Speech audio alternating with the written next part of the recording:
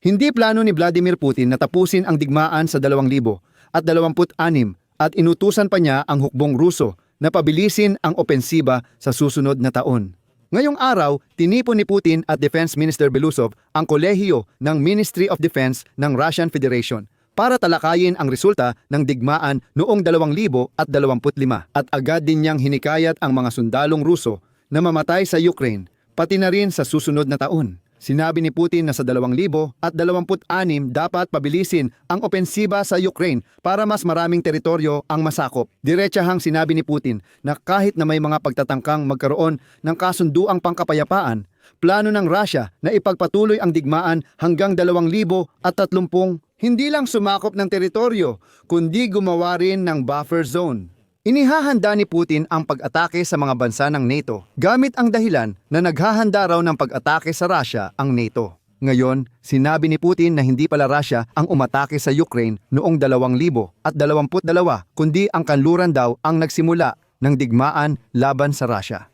At bilang dagdag pa sa lahat ng ito, sinabi ni Putin na ilalagay niya sa combat duty ang missile complex na Oreshnik bago matapos ang taon. Pinaka-interesante, sinabi ni Putin na posible ang digmaan ng Russia laban sa Europa.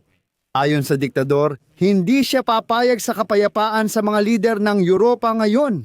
Kaya, mauuna ang digmaan, palitan ng elitistang politikal bago ang dialogo. Tama ang mga Europeo na dapat maghanda ang Europa sa malaking digmaan dahil malinaw namang ayaw ni Putin ng kapayapaan. Samantala, patuloy na pinipilit ng mga kinatawan ng Amerika ang Ukraine na isuko ang ating mga teritoryo kay Putin.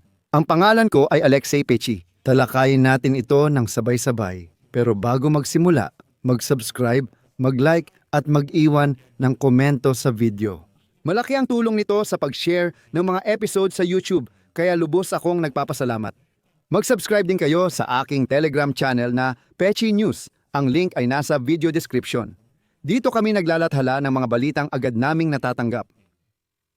Ngayon, nagtipon sina Vladimir Putin at ang kanyang ministro ng depensa na si Belousov kasama ang kolehiyo ng Ministry of Defense ng Russia para talakayin ang resulta ng digmaan ngayong taon at magplano para sa susunod na taon. At kung isasantabi natin ang propagandang sinasabing umabot sa 5 milyon ang nasawi sa Ukraine at tungkol sa mga kagamitang militar, sinasabi nilang nawala raw tayo ng 215,000 piraso ng kagamitan. Pangunahing mensahe ni Putin, wala siyang balak itigil ang digmaan. Sa pagpupulong ng kolehiyo ng kagawaran ng tanggulan, inilatag ni Putin at Belousov ang mga planong militar para sa 2026-2030.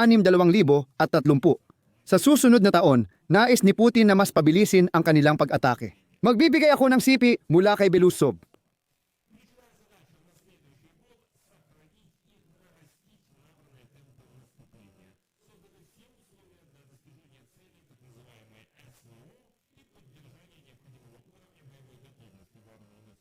Ibig sabihin, diretsahang sinabi ni Belousov na magpapatuloy ang mga Ruso sa pakikipagdigma at wala silang pakialam. Walang pakialam sa pagsisikap at inisyatiba ni Donald Trump para sa kapayapaan. At sinasabi ko ito, hindi para takutin ang sinuman, kundi para tuluyan nang mawala ang lahat ng ilusyon na mayroon pa rin sa mga mamamayang Ukranyano. Ang planong pangkapayapaan ni Donald Trump na nagmumungkahi ng pagsuko ng teritoryo kay Putin ay hindi magpapatigil sa digmaan dahil patuloy pa ring lalaban ang kalaban. Ngayon, sinabi ni Putin na kung hindi susunod ang kanluran sa mga kondisyon ng Kremlin, handa siyang ipagpatuloy ang digmaan. CP, kung di makipag-usap ang kanluran, makakamit ng Rusya ang paglaya ng kanilang makasaysayang lupain sa digmaan. Ang layunin ng paglikha at pagpapalawak ng buffer zone ng seguridad sa Ukraine ay patuloy na isa sa katuparan, ayon kay Putin. Ayan ang sagot sa inyo. Kung hindi mapipilitang tumigil si Putin gamit ang lakas, walang kompromiso tulad ng pagbibigay ng Donbas ang makakapigil sa kanya. Ngayon, sa kolehiyo, diretsahang sinabi nila ni Belousov na balak pa rin nating ipagpatuloy ang pakikidigma. Dapat ding sabihin na si Putin ay malinaw na naghahanda para sa digmaan laban sa NATO. Ikinuwento ni Putin sa mga hindi pa naliligo ng mga Ruso kung paano aktibong pinapalakas at minomodernisa ng mga bansa sa NATO ang kanilang mga puwersang pandigma.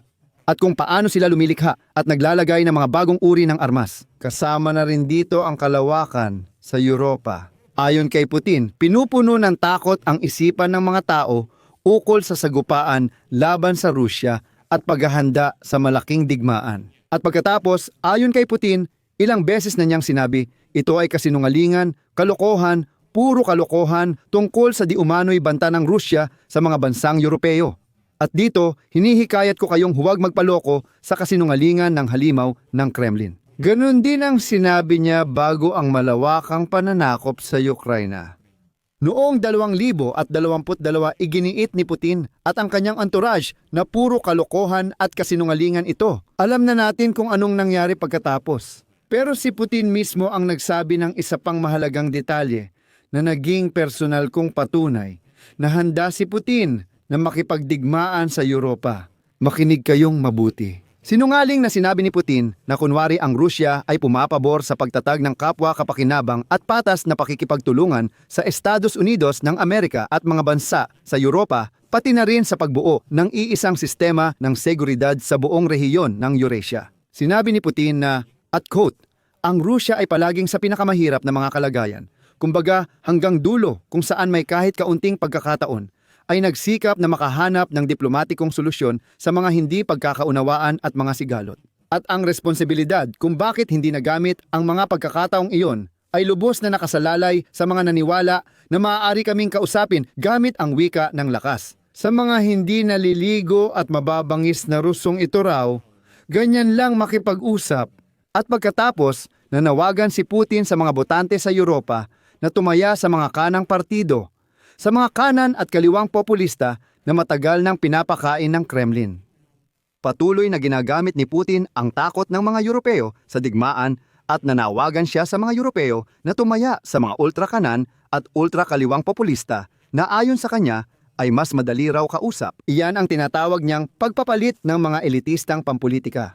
Muling nanawagan si Putin sa mga Europeo na patalsikin ang kanilang pamahalaan at pumili ng mga lider na pabor sa Kremlin. Alam mo ba tawag dyan? Paglabag sa soberanya.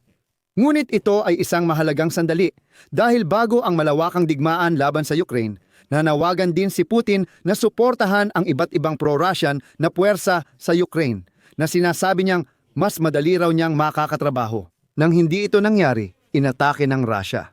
Dagdag pa, ipinaalala ko kung paano si Putin, ang kalbong taga-Kremlin, noong simula ng digmaan ay nanawagan sa mga sundalo ng sandatahang lakas ng Ukraine na pabagsakin ang pamahalaan at makipagnegosasyon sa mga mabangis na Ruso. At ngayon, eksaktong ganoon din ang sinasabi ni Putin sa Europa. Narito pa ang isa pang sipi mula kay Putin. Malamang hindi posible ang mapayapang kasunduan sa kasalukuyang elitistang pampulitika ng Europa, pero sa huli, magiging hindi maiiwasan ito habang lalo tayong lumalakas. Kung hindi sa mga kasalukuyang politiko kapag nagbago ang elitistang politika sa Europa. Diretsahang sinabi ni Putin na hindi sila makikipagkasundo sa kasalukuyang namumuno sa mapayapang paraan. Para sa kanya, imposible ito. Ngayon, sabi ng grupo ni Donald Trump, hindi, ano ba kayo? Gusto ni Putin ng kapayapaan at tinutugunan ang mga paraan para tapusin ang digmaan, pero malinaw niyang sinabi na hindi siya makikipagkasundo sa inyo. At tila para matakot ang mga Europeo at magmadaling pabagsakin ang kanilang mga gobyerno at ang mga Rusong Ivan ay mas gustong mamatay sa lupa ng Ukraine. Para sa rehimen ni Putin, sinimula ng diktador na purihin ang modernisasyon ng sandatahang lakas ng Russian Federation. Ikinuwento ni Putin na bago matapos ang taon, ilalagay na sa combat duty ang medium-range missile complex na may hypersonic missile na Oreshnik. Gusto ko na lang sabihin, paano kung wala, anong gagawin mo, kalbo? Handa akong managot sa mga sinabi ko, pero mahalagang banggitin na ito ay sinabi ng parehong diktador na mga 15 beses nang sinakop ang Kupiansk. Ngayon na naman nila iniulat na nakuha na raw ang Kupiansk. Tagumpay daw, kahapon lang daw nila ito nakuha, pero 15 beses na nila itong sinakop noon. Isa pang mahalagang bagay para sa mga Europeo, naghahanda si Putin sa digmaan laban sa NATO at alam niyang maaapektuhan din ang Russia. Kaya naman, habang inilalahad ang mga plano para sa modernisasyon ng sandatahang lakas ng Rusya, sinabi ni Putin na balak nilang palakasin ang mga sistema ng depensa laban sa himpapawid, depensa laban sa mga misil, mga kagamitan sa pamamahala ng electronic warfare at mga drone complexes. Muli na namang nagbanta si Putin ng nuclear strike sa mundo, gaya ng dati. At sa huli, idagdag ko pa ang isang mahalagang punto. Hindi kailangan ng Rusya ang anumang mapayapang negosasyon. Nagpapalipas lang ng oras ang Rusya dahil umaasa itong mauubos at bibigay ang Ukraine ng una. At tungkol dito, diretsahang sinabi ni Belousov ngayong araw sa pagpupulong ng Ministry of Defense ng Rusya. Ganito ang estratehiya. Sinusubukan lang ng Rusya na bawasan ang pinsala sa kanila ng mga parusa ng kanluran sa pamamagitan ng paghikayat kay Donald Trump na ang kailangan lang ng Rusya ay ang Donbas. Gusto ni Putin ng kapayapaan, pero matigas ang Ukraine. Pakinggan nyo kung ano ang sinasabi ngayon ng Ministro ng Depensa ng Federasyon ng Rusya na si Belousov. At sana ay luminaw na agad sa inyo ang lahat ayon sa kanyang sinabi. Sa huli, napatunayang hindi maiiwasan ang pagbagsak ng depensa ng sandatahang lakas ng Ukraine. At alam ito ng mga kanluraning tagapayo ng Kyiv. Bumubagsak na ang estadong Ukrainyano, makikita ito sa mga gintong inidoro, at pati na rin ang pagbagsak ng kalidad ng kanilang sandatahang lakas. Ibig sabihin, may pahiwatig na konti na lang ang labanan, 1 o 2 taon pa, siguradong tuluyan na silang babagsak. Kaya ang tungkulin natin ay magpalipas ng oras. Paligayahin si Donald Trump at patuloy siyang kumbinsihin na gusto ni Putin ng kapayapaan. At kung ano-ano pa, habang ginagawa ito, ipagpapatuloy pa rin ang digmaan. At sa huli, gusto ko lang ipahayag ang personal kong hiling sa administrasyon ni Donald Trump. Tigilan nyo na ang pagiging sobrang inosente. Ayaw talaga ni Putin ng kapayapaan. Dito ko tatapusin. I-comment nyo ang opinyon at konklusyon nyo sa episode na ito. At mga kaibigan, kung sa tingin nyo ay naging interesante at kapaki-pakinabang ang episode na ito, maaari nyong suportahan ang channel na ito sa pamamagitan ng inyong donasyon o bayad na sponsorship subscription. Sa pamamagitan ng mga link at detalye na ibinigay. Sa video description, nakalagay na suportahan ang channel ni Alexi Pechi at nandun din lahat ng detalye at link. Pumili ng format na komportable sa inyo. Magpapasalamat ako sa kahit anong suporta mula sa inyo. Hanggang dito na lang. Ingatan nyo ang inyong sarili. Paalam sa lahat.